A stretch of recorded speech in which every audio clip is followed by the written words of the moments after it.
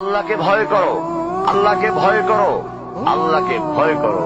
ইত্তাকুল্লাহ, ইত্তাকুল্লাহ, ইত্তাকুল্লাহ। ওহে মুসলিম, তোমাকে আল্লাহর সামনে দাঁড়াতে হবে।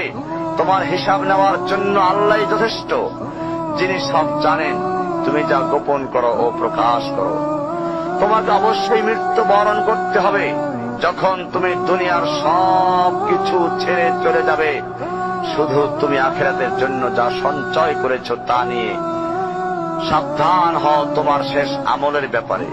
তুমি জানো না কখন তোমার শেষ মুহূর্ত। তুমি কি প্রস্তুত মৃত্যুর জন্য? তুমি কি প্রস্তুত কবরের সওয়াল জবাবের জন্য? তুমি কি প্রস্তুত ভয়াবহ কিয়ামতের জন্য, হাসরের ময়দানের জন্য, হিসাব নিকাশের জন্য, আল্লাহকে জবাব দেওয়ার জন্য, মিজানের জন্য? তুমি কি প্রস্তুত চুলের চাইতে সূক্ষ্ম, তরবারির চাইতে ধারালো পুলসিরাতকে পাড়ি দেওয়ার জন্য?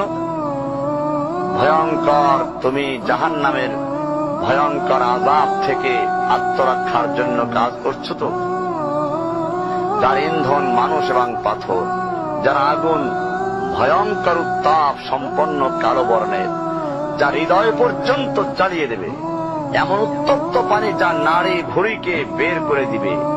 রয়েছে খাবারের হিসাবে জাক্কুম ও গলিত পুঁজ। জাহান্নাম অসম্ভব গভীর ভয়াল জায়গা, কঠোর হৃদয় ফেরেশতারা নিযুক্ত, যেখানে শাস্তির মাত্রা বৃদ্ধির জন্য শরীরকে অনেক বড় করে দেওয়া হবে। চামড়াগুলো জ্বলে যাবে, বের হতে চাইবে, বের হতে পারবে না। মৃত্যুকে ডাকবে, মৃত্যু আসবে না। ভয়ঙ্কর শাস্তি যা অনন্তকাল ব্যাপী চলতে থাকবে। তুমি অগ্রগামী হও সেই চিরস্থায়ী জান্নাতের দিকে, যেখানে রয়েছে চিরন্তন সুখ। যা মন চাইবে তাই পাবে, যা আদেশ করবে তাই দেওয়া হবে। জেনে রেখো, দুনিয়ার চাওয়া পাওয়ার পূর্ণতার স্থান নয়। দুনিয়ার চাওয়া পাওয়ার পূর্ণতার স্থান নয়।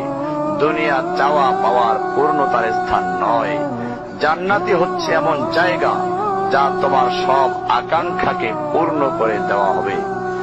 চির কিশোর সেবকগণ, চির যৌবনা সঙ্গিনীগণ, ফল মূল, গোশত, দুধের মধুর শরাবের নহর, উত্তম বাসস্থান ও বিছানা, চির আরাম, চির যৌবন, চির সুখ, অসংখ্য নেয়ামতের মাঝে সবচেয়ে বড় নেয়ামত হবে তুমি আল্লাহকে দেখবে। শুধু তোমাকে এটা বলাই যথেষ্ট মনে করছি, সবচেয়ে কম মর্যাদার যে জান্নাত লাভ করবে তা হবে দুনিয়ার 10টির সমান। সুতরাং হে মুসলিম, হে ভাই, আল্লাহ তোমার প্রতি রহম করুন। এই বার্তা তোমার কাছে পৌঁছার পর আশা করি তুমি তা তোমার পরিবর্তন এবং সংশোধনে যথেষ্ট হবে। গতানুগতিক চিঠি হিসাবে নিও না আমার এই পত্রকে, ফেলে দিও না। এটা ফেলে দেওয়ার নয়, আল্লাহর জন্য বলছি। এর দ্বারা নিজেদেরকে সংশোধনের চেষ্টা করো। আর তোমার অবস্থা যদি উত্তম হয় এর চেয়েও, যা উল্লেখ করলাম, আল্লাহর কাছে কামনা করি তোমাকে তিনি দৃঢ় রাখুন, মওত পর্যন্ত লেগে থাকো উত্তম ঈমান সহ।